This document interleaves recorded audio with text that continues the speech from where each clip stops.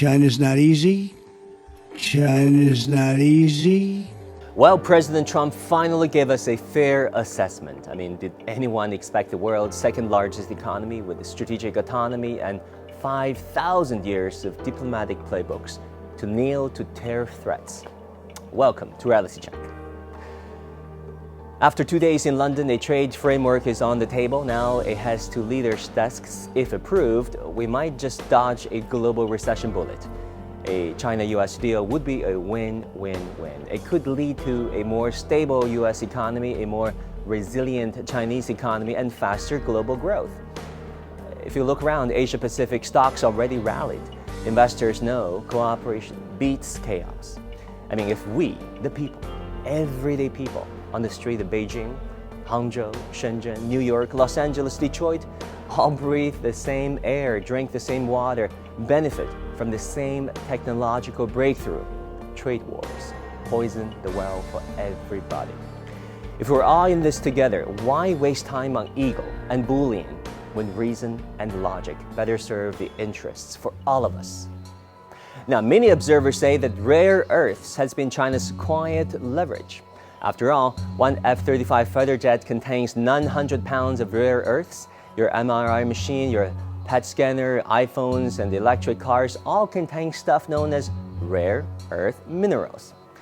Washington suddenly scrambled to include Secretary Lutnick, U.S. Export Control Chief, who skipped Geneva talks, by the way, to be included in London talks.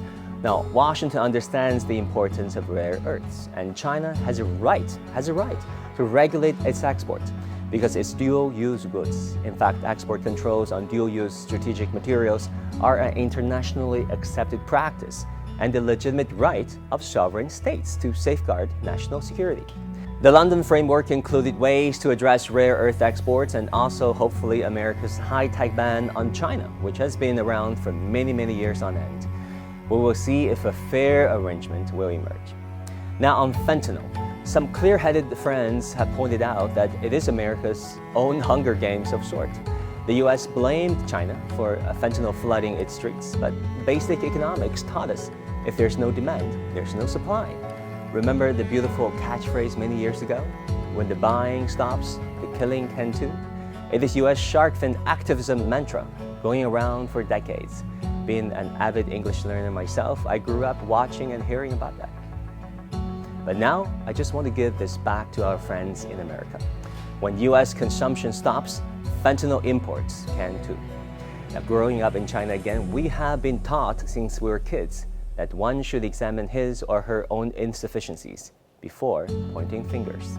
Now on trade deficit, there is the missing $400 billion. The US obsesses over its goods trade deficit with China. What is it ignoring? Of course, the services trade, where the US surplus is around $27.3 billion, but there's another number that people ignored. US firms in China generated a sales revenue of $490.5 billion, whereas Chinese firms' US sales is only $78.6 billion.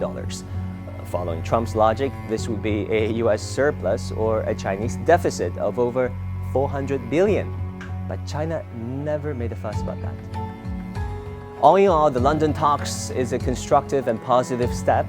They're about admitting reality. You cannot build F-35s without Chinese minerals.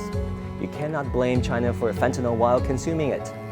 And you definitely cannot cry unfair while your firms are pocketing $400 billion in Chinese sales. And you cannot inflict pain on the Chinese economy without hurting your own, while also dragging the world economy into a slowdown, if not a recession. So President Trump was right. China is not easy, because nations with 5,000 years of statecraft do not fold to bullying. They negotiate as equals, as that's the only way it works.